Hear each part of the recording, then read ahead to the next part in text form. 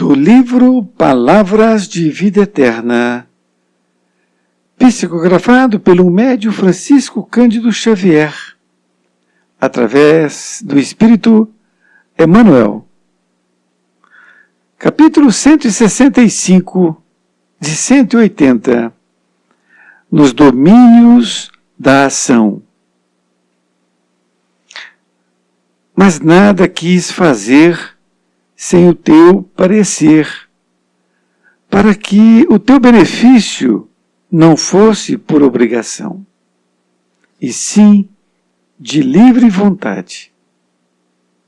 Paulo de Tarso, a Filemon, capítulo 1, versículo 14. Orgulha-se o homem de teres e haveres, e costuma declarar, às vezes, com excelentes razões, que os ajuntou à custa de esforço enorme. Entretanto, o Senhor é quem lhe emprestou os meios para adquiri-los, esperando que ele os administre sensatamente. Envaidece-se da cultura intelectual e, frequentemente, assevera, em algumas circunstâncias, com seguras justificativas, que deve os tesouros do pensamento aos sacrifícios que despendeu para estudar. Todavia, o Senhor é quem lhe confiou os valores da inteligência para que ele os abrilhante na construção da felicidade comum a todos. Ensoberbece-se do poder de que dispõe, afirmando em determinados casos, não sem motivo, que efetuou semelhante aquisição a preço de trabalho e sofrimento. No entanto, é o Senhor quem lhe propiciou os recursos para a conquista da autoridade, na expectativa de que ele a exerça dignamente. Ufana-se com respeito à saúde que usufrui e proclama, em certas ocasiões, com base respeitável, que mantém a euforia orgânica a expensas de rigorosa disciplina pessoal. Contudo, o Senhor é quem lhe faculta os elementos essenciais de sustentação do próprio equilíbrio, a fim de que ele empregue o corpo no levantamento do bem geral. Rejubila-te, pois, com as possibilidades de auxiliar, instruir, determinar e agir. Mas, consoante o ensinamento do apóstolo, não ouvides que a bondade do Senhor vige nos alicerces de tudo o que tens e retens, a fim de que consagres ao serviço dos semelhantes na edificação do mundo melhor, não como quem assim procede através de constrangimento, mas de livre vontade. Querido amigo, querida amiga, aqui estamos nós diante agora do capítulo 165 de 180. E o nosso mentor Emmanuel, ele utilizou de uma passagem do apóstolo Paulo de Tarso, quando ele escreveu ao povo de Filemon. E está no capítulo 1, versículo 14. Emmanuel colocou o título de Nos Domínios da Ação. E utilizou esta passagem de Paulo que diz assim, quando ele escreveu ao povo: mas nada quis fazer sem o teu parecer, para que o teu benefício não fosse por obrigação, e sim de livre vontade. Vamos analisar o que Paulo quis dizer. Que Paulo está dizendo, então, que nada quis fazer sem o parecer de uma pessoa. Por que ele não quis? Ele quis adiantar para a pessoa, antes de fazer alguma coisa, para que o teu benefício não fosse por obrigação, e sim de livre vontade. Ou seja, Paulo percebeu que uma das pessoas precisava fazer determinada coisa, mas ele não quis falar. Ele não quis falar. E por quê? Se ele falasse, ele podia fazer aquilo por obrigação, por respeito a Paulo. Então, se ele não falou, ele deixou que ele teve o benefício, porque ele fez por livre vontade. E o que ele está querendo dizer é que quando uma pessoa faz por livre vontade um bem, ele ganha aquele mérito. Mas se ele for coagido, ou se ele for muitas vezes dito para ele, olha, faça isso, né? Porque você vai ganhar benesses ou coisa parecida, aí ele está sendo coagido. E aquilo, ele não vai ter nenhum benefício por parte de Deus. E Emmanuel vai dar aqui diversos exemplos. Veja bem, ele diz assim: orgulha-se o homem de teres e haveres e costuma declarar, às vezes com excelentes razões, que os ajuntou à custa de esforço enorme. Então, alguns homens, algumas pessoas, ele se orgulha, ele bate no peito, eu consegui, não é? Teres e haveres. Teres e haveres é ter uma fazenda, uma casa, um carro, não é? E haveres seria dinheiro que ele tem no banco, que ele emprestou para alguém, por exemplo. Então, ele costuma declarar que aquilo ele juntou com muito esforço. Então, Emmanuel diz que com todas as razões, né, que excelentes razões, ele tem razão, não é?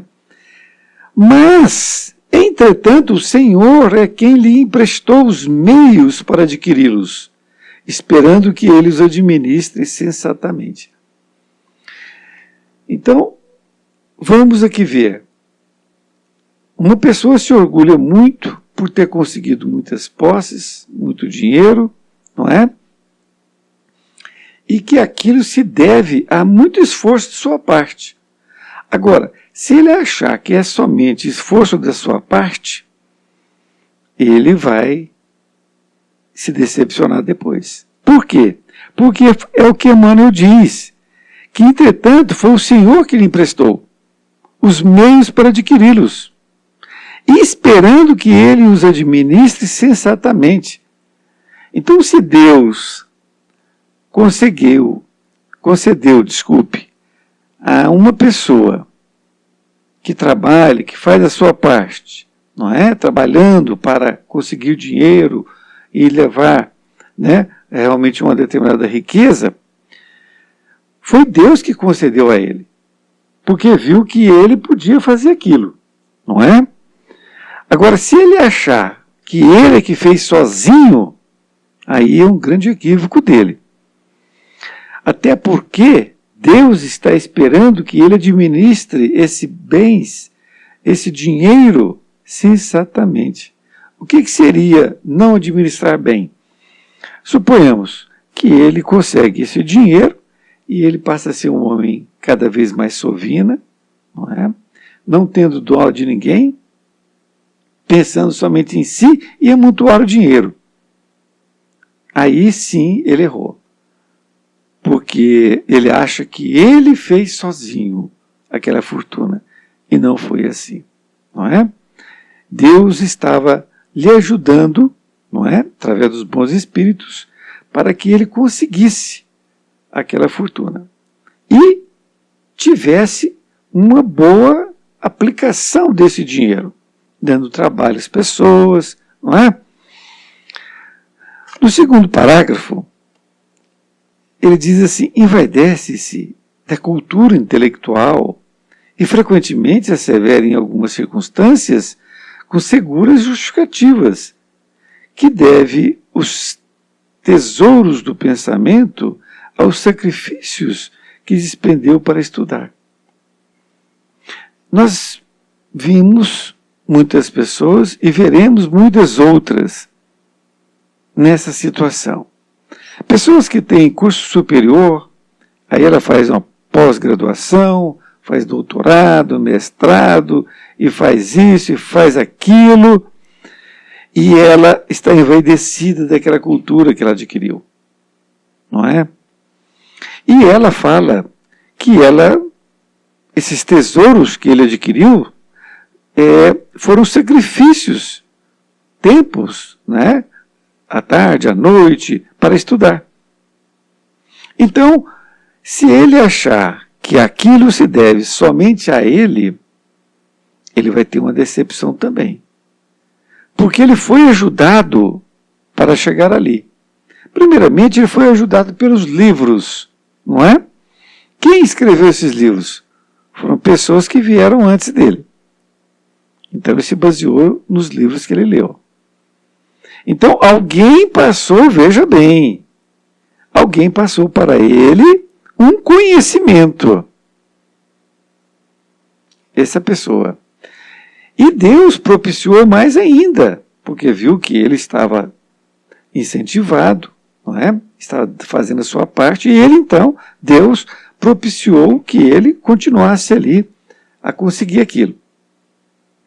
Então veja bem, aí Emmanuel fala assim: todavia o Senhor é quem lhe confiou os valores da inteligência para que ele os abrilhante na construção da felicidade comum a todos. Então, foi Deus que lhe deu aquela inteligência, porque se ele faz mau uso da inteligência, na próxima encarnação ele vem sem inteligência. Isso é fato. Isso já aconteceu com diversas criaturas. Então, ele tem que usar essa inteligência na construção da felicidade comum a todos. Em outras palavras, significa o seguinte: ele estudou muito e fez todo tipo de curso que ele podia fazer. Muito bem. E aí? Ele está guardando isso aquilo para ele? Ou ele vai pegar esse conhecimento e fazer um livro, por exemplo, vai fazer palestra, vai ensinar o que ele aprendeu? Porque se ele não ensinar o que ele aprendeu, ele não fez aquilo que Emmanuel está dizendo que deveria fazer, que Deus espera dele. E aí a gente vê muitas pessoas que realmente, quando ele está na posição de ensinar o que sabe, ele não ensina. Não ensina. Ele acha que aquilo é dele e ele tem que morrer com aquilo. Ele vai morrer com aquilo, sim. Vai morrer com aquilo. Só que vai ser um desastre para ele quando ele perceber que ele deveria ter feito aquilo e não fez. Com certeza absoluta. Diz no terceiro parágrafo: ensoberbece-se do poder de que dispõe, afirmando em determinados casos que não tem, sem motivo, que efetuou semelhante aquisição, a preço de trabalho e sofrimento. Então, a pessoa fica ensoberbece. Significa aquele que acha saber muito, muito mais que o outro. Então, ele fica nessa situação do poder. Então ele cresce. O poder cresce na cabeça dele. Não é? Ele acha que é melhor que as outras pessoas e que ele é quase um Deus. Não é? Então ele tem esse poder que ele conseguiu, que diz ele que foi a preço de trabalho e sofrimento. Aí Emmanuel diz para ele assim: no entanto, é o Senhor que lhe propiciou os recursos para a conquista, não é? Desta autoridade, na expectativa de que ele a exerça dignamente. Então, Deus permitiu que ele chegasse àquele ponto de poder, seja o poder numa comunidade, não é?